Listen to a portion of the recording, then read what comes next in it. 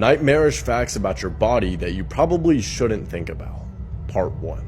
Due to the brain's lack of pain receptors, brain surgery is often performed while the patient is awake and talking. And in some cases of brain surgery, the surgeon will pull your face forward like a banana. Men's nipples can be stimulated enough to produce milk. Once you turn 30 years old, you can expect to lose half an inch every 10 years. When you developed in the womb, your anus was formed before anything else. So at one point, you were nothing but an asshole. Your penis has rifling. That's why the stream twists. If you decapitate someone, their head will remain conscious for 15 to 20 seconds, which is long enough for them to realize what you did to them. Hi true crime lovers, so this is a bit of a different video to my usual ones. Obviously, normally I just cover cases, but I would like some suggestions. So if you've got any particular case you would like me to cover, please pop it in the comments. It doesn't have to be murder. Obviously, most of mine are, but it doesn't have to be unsolved crimes, anything like that. If anything is something that you're particularly interested in and you want me to cover it, please do pop it in the comments, and try and keep one comment to each case so that I can reply to the comments individually and try and get some videos out there. I'll try and cover as many as I can. I've got my next few videos sorted, but I will go through the comments in a few days and see if there are any that take my fancy, and I will try and do a video next week for some of the comments. So please, if you've got any ideas whatsoever, pop them in the comments and I'll come back and have a look. Normal looking photos that have a disturbing backstory. Part 24. On June 18th, 1964, protesters jumped into a whites-only pool at a hotel in Florida. In an effort to drive them out, the hotel owner started pouring acid into the water. This is the last photo of cave diver John Jones. He took a wrong turn in the famous Nutty Putty Cave and fell down a hole and was stuck upside down for 27 hours until he eventually died due to cardiac arrest. June and Jennifer Gibbons, known as the Silent Twins, were inseparable sisters who eventually stopped speaking to other people. And the twins had an agreement that if one died, the other must start speaking and live a normal life. Shortly after their release from a mental health hospital, Jennifer died of mysterious causes, and June spoke the next day for the first time in over 20 years. This is Twisty the Clown. He's a disgraced clown that will stop at seemingly nothing in order to regain his position as a kids' entertainer. Twisty joined Rusty Westchester's travelling carnival in 1943 and became one of the most popular acts. The other carnival acts, jealous at Twisty's popularity, started spreading rumours that he was a child molester. That rumour ruined his career and Twisty struggled to find any more clown work.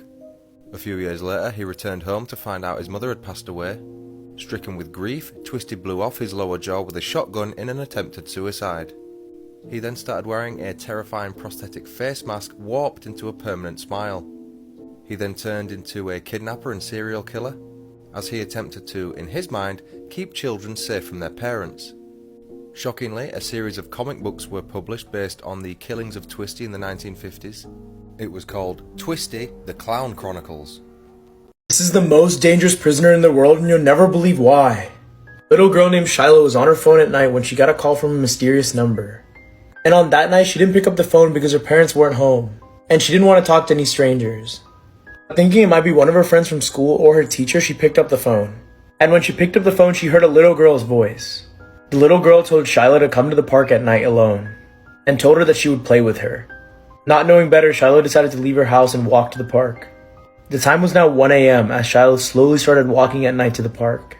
No one was around except her, and it was eerily quiet. Shiloh quickly realized that there was no one around her, so she freaked out and called the number back again.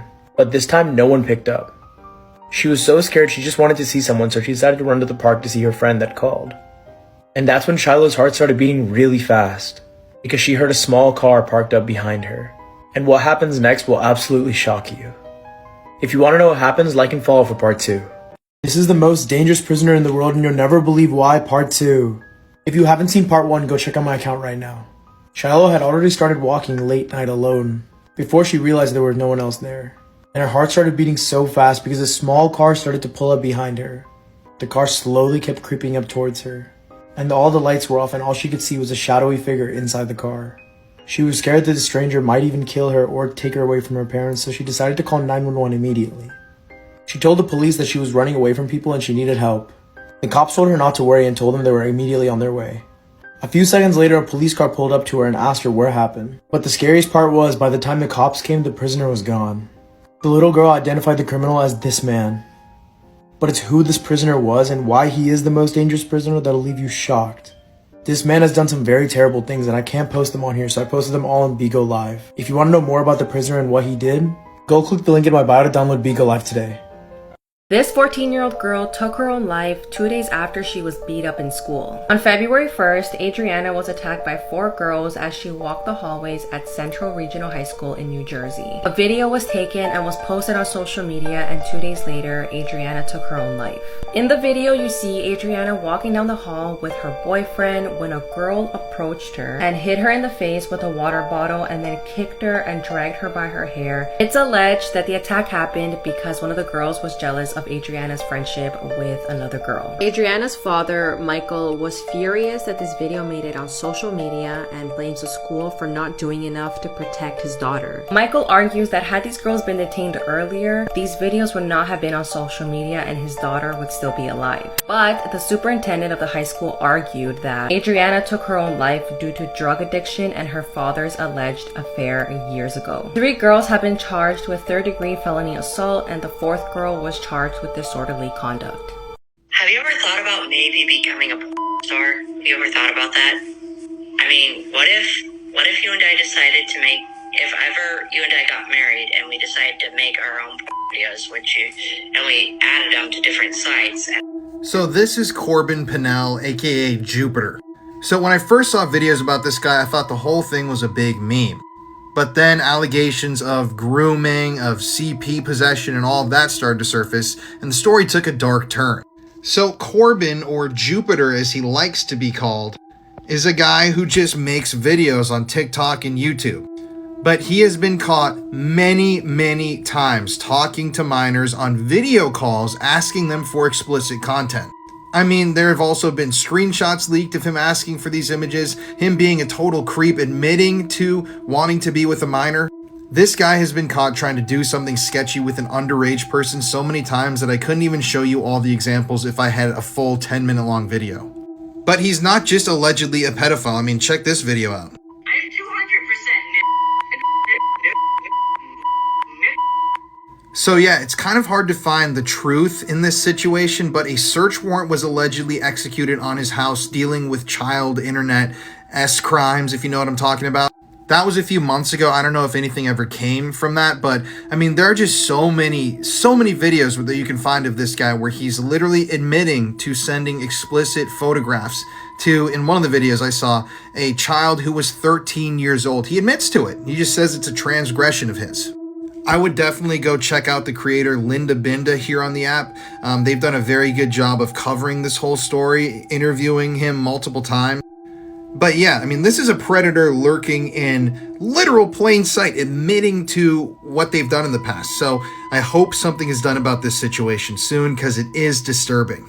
This woman claims to be Madeleine McCann, who went missing back in 2007. 21-year-old Julia Wendell went onto social media claiming that she thinks she's Madeleine McCann, who went missing from a hotel room while on vacation with her parents in Portugal 16 years ago. Julia created an Instagram account named I Am Madeleine McCann, and she's been posting photos and videos trying to get Madeleine's parents' attention and potentially do a DNA test. She says that investigators in Poland and the UK have ignored her allegations, which eventually led her to posting online. Julia argues that she doesn't have much memory of her childhood due to trauma and PTSD, but she does remember being abused as a child by a man that she says looks very similar to the police sketch of the man that was seen carrying a child in the resort on the night that Madeleine disappeared. Julia says that she confronted her mom and asked to see photos of herself before the age of 3, but her mom doesn't seem to have any. She said that after all this confusion, she began went to do her own research and discovered what happened to Madeline and began piecing together their similarities. Julia went onto social media and showed a photo of a rare speck in her eye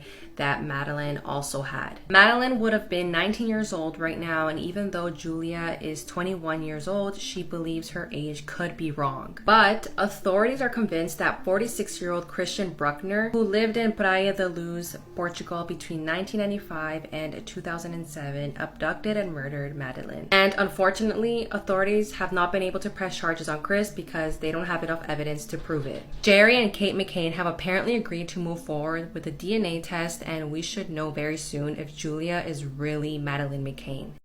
This story has made me feel sick to my stomach. The fact that there are individuals like this out there preying on young girls really is sickening.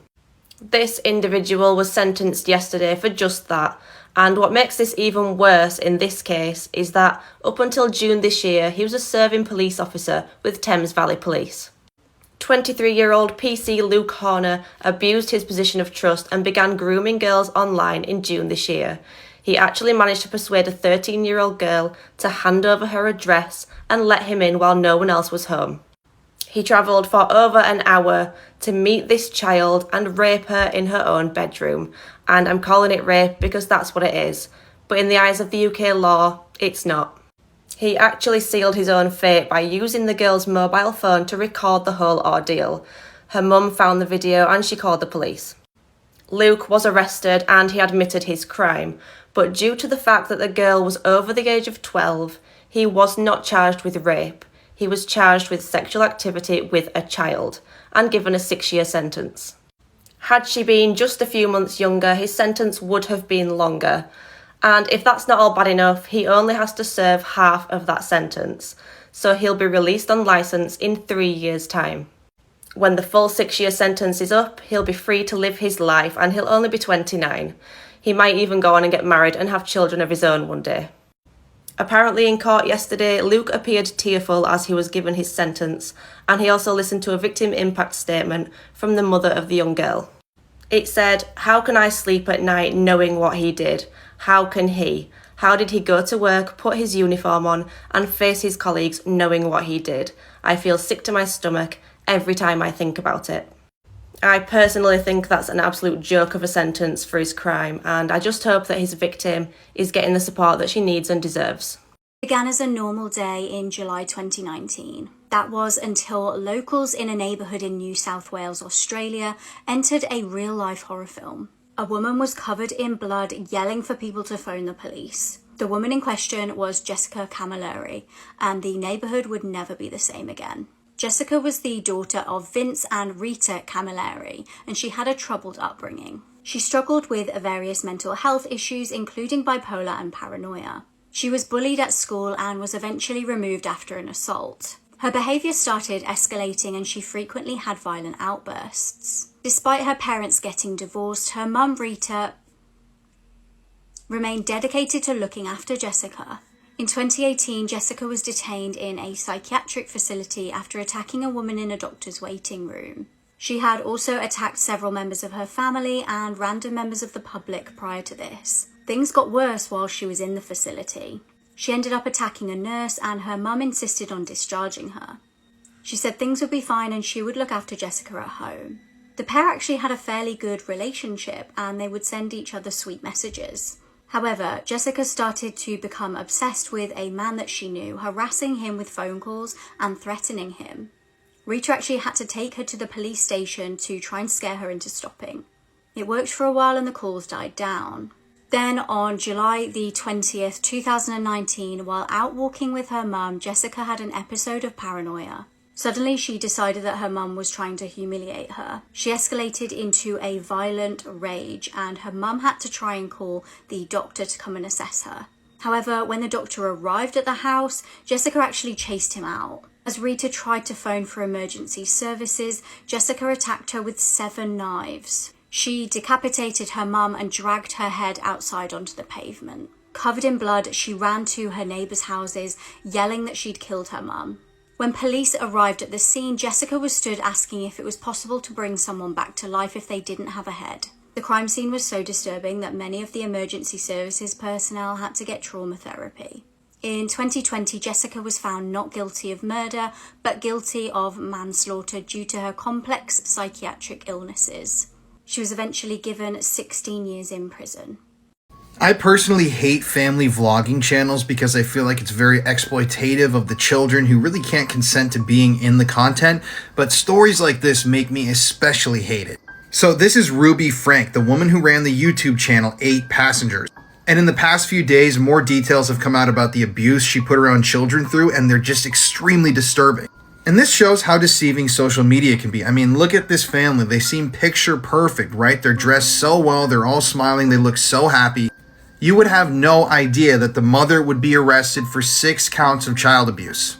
So this whole story really broke when Ruby's 12-year-old son escaped the house in Utah that they were living in and ran to the neighbors asking for food and water. Obviously, these neighbors called this into the police showed up at the house, and they found her 10-year-old daughter in a similar state of malnourishment and abuse. According to the police report, the children appeared to be emaciated and malnourished, and they had open wounds on their bodies with duct tape around their extremities. So before this all happened, Ruby tried to portray herself as a very hardline mom that valued punishment. Her views on parenting were very controversial, and yes, of course, she was very religious. But some of the new allegations being brought up by her own children are disturbing. So both Ruby and her podcast partner, Jody Hildebrandt, were arrested and charged with child abuse. And recently, Jody's niece did an interview and described some of the things she was put through. So while Jessie was living with her aunt, Ruby, she said that Ruby would lock her in her room and make her write out all of her sins on a piece of paper. Ruby also forced her to sleep outside in the snow. She duct taped her body frequently as punishment. And obviously there was tons of other physical and emotional abuse that was going on. So like I said, Ruby loved to be known as a tough love parent. She advocated for forcing her children to do chores before breakfast. She even said on a YouTube video that she hoped the chores would bring the children pain. I mean, there's a laundry list of terrible things that this woman did to her kids. And according to friends and other family members, this abuse had been going on for a very long time. In fact, some people actually stated that they've been trying to tell the police about this for years, but nobody had really listened. Meanwhile, Ruby had used her children to make hundreds of thousands, maybe even millions of dollars on YouTube. And meanwhile, behind the scenes, she was brutally, that's a quote from the article, brutally abusing them. I'm just so excited that this channel was finally taken down. I mean, I watched a YouTube video about 8 Passengers, I think a year and a half, 2 years ago, describing how disturbing the video content is. I definitely didn't expect it to escalate to this level, but I'm just glad this channel's gone and the abuse has finally been put to an end. Mystery continues as the body of Suzanne Morphew is found after her disappearance. 49-year-old Suzanne was reported missing on the 10th of May 2020. She had apparently left her home in Colorado to go on a bike ride. After vanishing, her bike was discovered close by in a ravine. Mysteriously though, nobody actually reported ever seeing her riding her bike that day. No clothing, blood or evidence of a struggle were found at the scene, and police believe that the scene may have been staged. Authorities launched a huge search and some of her belongings were found shortly after.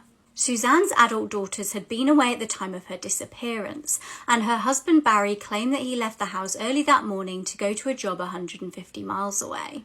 Suzanne and Barry met in high school and married in '94. They had 2 daughters, Mallory and Macy. However, their marriage had been in trouble, and it's believed that Suzanne had asked Barry for a divorce. Worryingly, Suzanne texted one of her friends saying, "I would not feel safe alone with him," in reference to Barry. 10 days after her disappearance, authorities made a crazy discovery. They found a spy pen in a wardrobe in the couple's bedroom. They found out the pen was actually Suzanne's. She'd bought it hoping to catch Barry having an affair. Instead, she accidentally recorded conversations she was having with her secret lover. Now, the man in question had a wife and children and was from Michigan, and he actually cooperated with the investigation and he had an alibi that checked out. The day before Suzanne was reported missing, on May the 9th, she sent her secret lover a selfie. Barry was out at the time and he then sent Suzanne a text saying he was on his way home. Investigators accused Barry of returning home, killing her and cleaning up the crime scene. However, there was no actual evidence of this. Police also found worrying things on Barry's phone.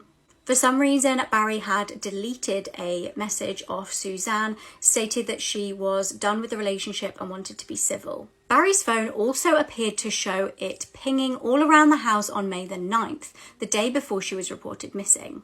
He claimed that he was running around the property shooting chipmunks. Police think that he may have been running around the house trying to shoot Suzanne. This image shows all the areas where the phone pinged in a short space of time. Barry also told the investigators that he went to bed at 8 p.m. However, his truck's computer shows that it was reversed towards the house at around 9:30 p.m. Investigators also worryingly found a clear plastic needle cap in the dryer in the house. They theorized that Barry may have used a tranquilizer gun to shoot Suzanne, and this was the cap of the syringe. Now, although Barry admitted that he was experienced at shooting tranquilizer darts and he regularly used them to shoot deer, he stated that he doesn't know why it was there and there isn't actually anything linking him to that item. Strangely, on the day that Suzanne was reported missing, Barry was captured on CCTV throwing out rubbish at various locations. Investigators stated that he may have been disposing of evidence. Barry also had multiple scratch marks on his arms. However, in a strange twist in this case, male DNA was found in Suzanne's Range Rover.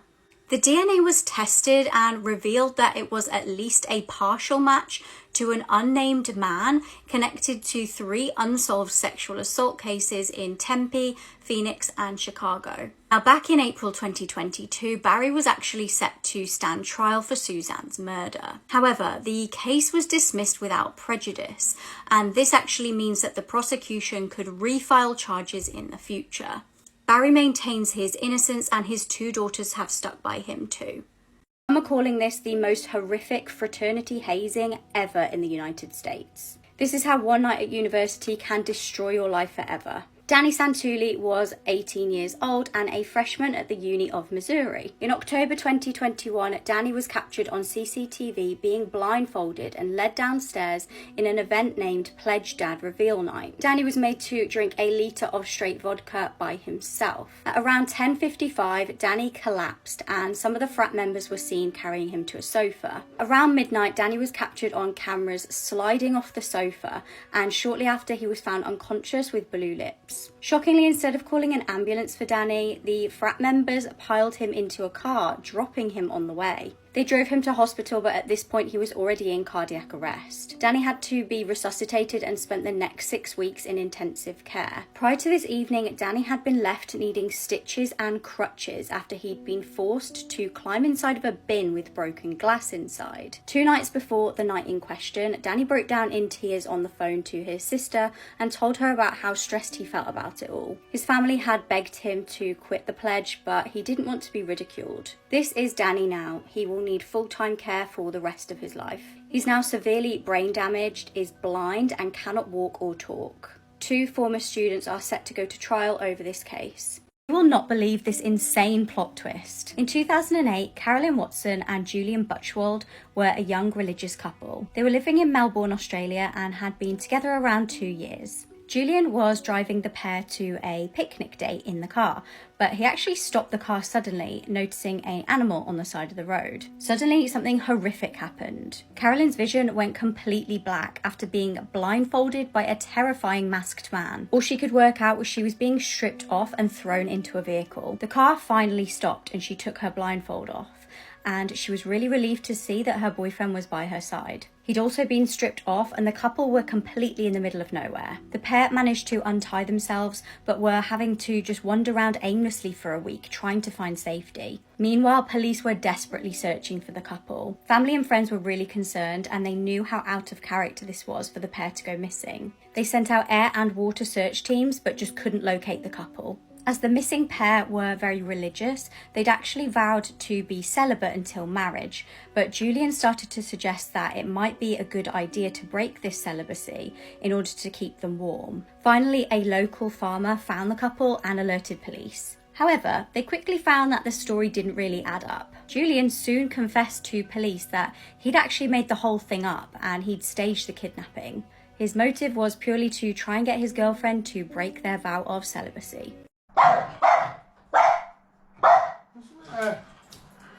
What?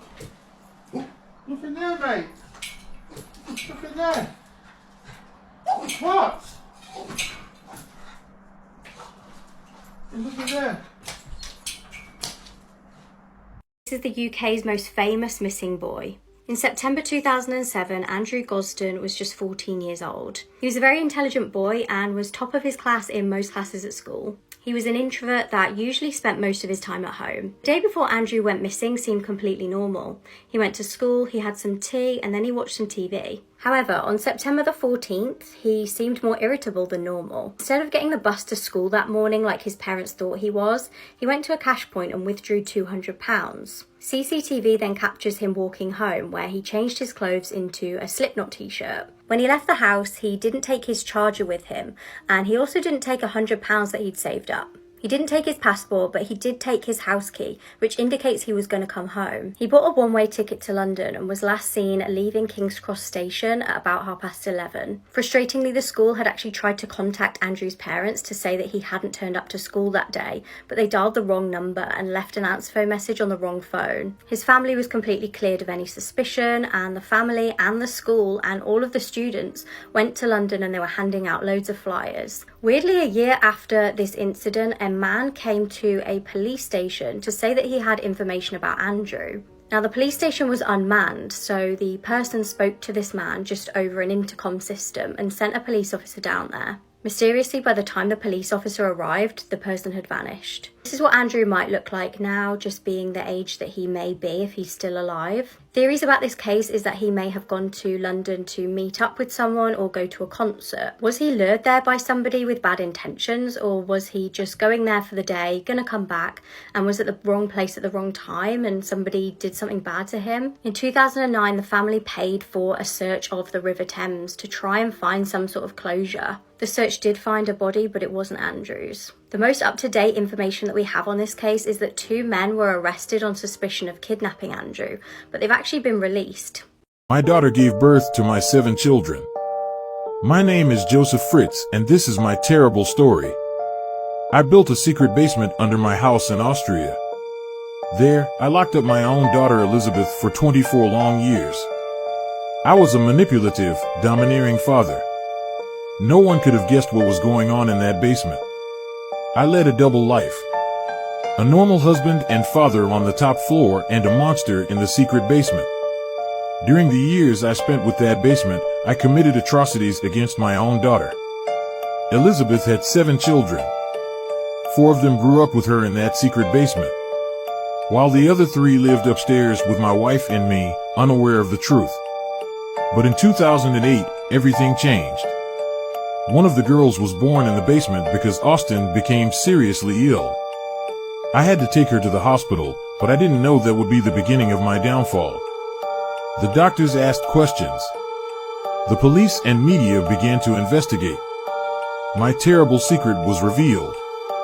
The basement in which I had locked my daughter and children was discovered. In 2009, I was sentenced to life imprisonment. I'm now behind bars where I can't do anything to anyone. My story has shocked the world, and many people wonder how such a crime could go unnoticed for so long. I bet you didn't know the Texas Chainsaw Massacre is based off true events. I am Bubba Sawyer, but you may know me as Leatherface. I was born into a deranged family of cannibals and sadistic killers living in a remote Texas farmhouse. My mother was a quiet woman, but my father was a monster. He was an abusive alcoholic who would beat my mother and us kids whenever he got the chance. As a child, I was always fascinated with the animals that my father would bring home to slaughter. I would watch as he killed them, and I felt a strange sense of satisfaction. I didn't realize it at the time, but that was the beginning of my descent into madness. One day, my father brought home a chainsaw. It was a massive tool, and I was in awe of it. I begged my father to let me use it, and he eventually gave in. From that moment on, I was hooked. I would spend hours on end, cutting through trees, and anything else that I could find. The sound of a chainsaw was like music to my ears. It was my escape from the reality of my life. But it wasn't until my father died that I truly lost my mind. I inherited his house, and I turned it into my own personal slaughterhouse. I would lure people in and kill them using my trusty chainsaw to do the deed. The screams of my victims were like a symphony to me. One day, a man named Kirk entered my home to barter for gas. I attacked him with a hammer, killing him. A woman named Pam came in after him. She found my living room strewn with human and animal bones. I grabbed her, impaled her on a meat hook, and dismembered Kirk's body with my chainsaw as Pam watched. Jerry came looking for them both. He found Pam's nearly dead, spasming body in a chest freezer. I killed him with a hammer. Later that night, I ambushed their two surviving friends, Sally and Franklin. I killed Franklin with my chainsaw. I captured Sally and brought her back to the house. We tried to include Grandpa in murdering her with a hammer, but Grandpa's grip was weak, and he kept dropping the hammer repeatedly. Sally broke free and ran onto our road in front of our house, pursued by my family. The truck driver attacks me with a large wrench, injuring me, and escaped on foot. Sally, covered in blood, flags down a passing pickup truck and climbs into the bed, narrowly escaping me. I was so angry I let her get away. My family won't be happy about this.